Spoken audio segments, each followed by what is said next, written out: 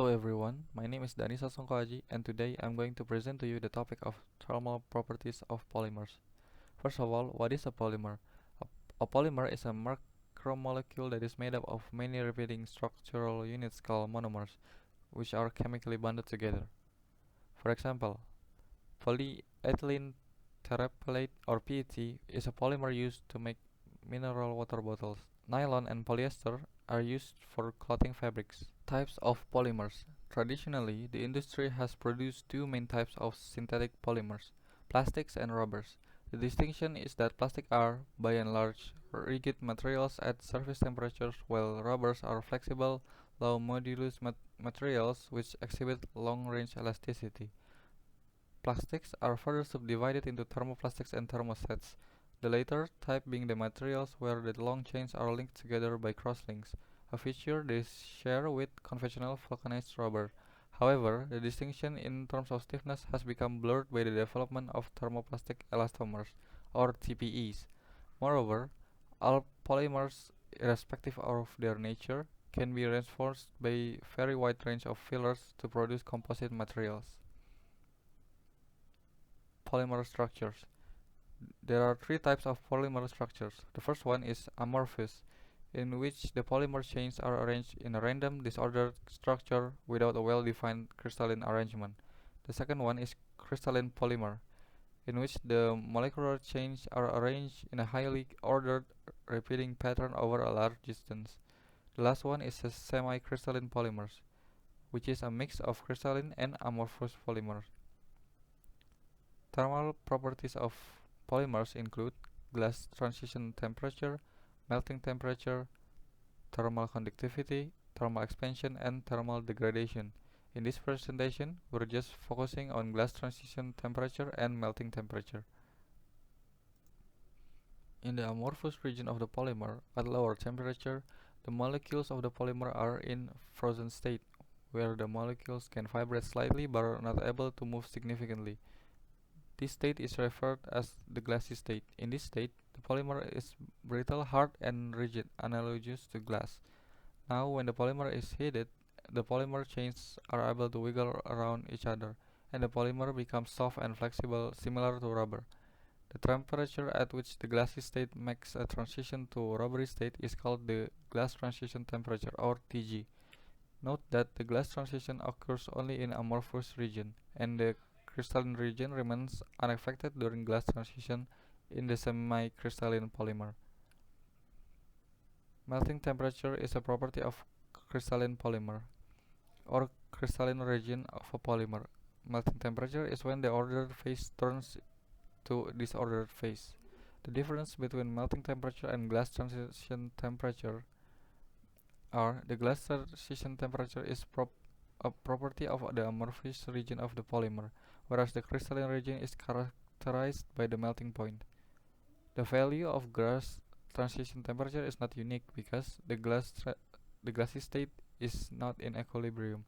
The value of glass transition temperature depends on several factors such as molecular weight, measurement method, and the rate of heating and cooling. For semi-crystallines, the crystalline region have true melting temperatures at which the ordered phase turns into disordered phase, whereas the amorphous region soften over a temperature range known as the glass transition temperature. To better understand the differences, let's observe this figure. We can see that the volume of crystalline polymers increased dramatically when hitting the melting temperature, while amorphous polymer gradually becomes softer after glass transition temperature. For semi-crystalline, it transitions partially after glass transition temperature, then increases dramatically at melting temperature. Factors affecting glass transition temperature.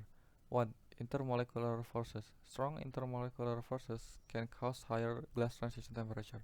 For example, PVC has stronger intermolecular forces than polypropylene because of the dipole-dipole forces from the carbon and chlorine bond. 2. Chain stiffness. The presence of the stiffening groups such as amide, sulfone, carbonyl, and phenylene in the polymer chain reduce the flexibility of the chain, leading to higher glass transition temperature. 3. Cross-linking. The cross-links between chains restrict rotational motions and raise the glass transition temperature. 4. Pendant groups. The presence of pendant group can change the glass transition temperature.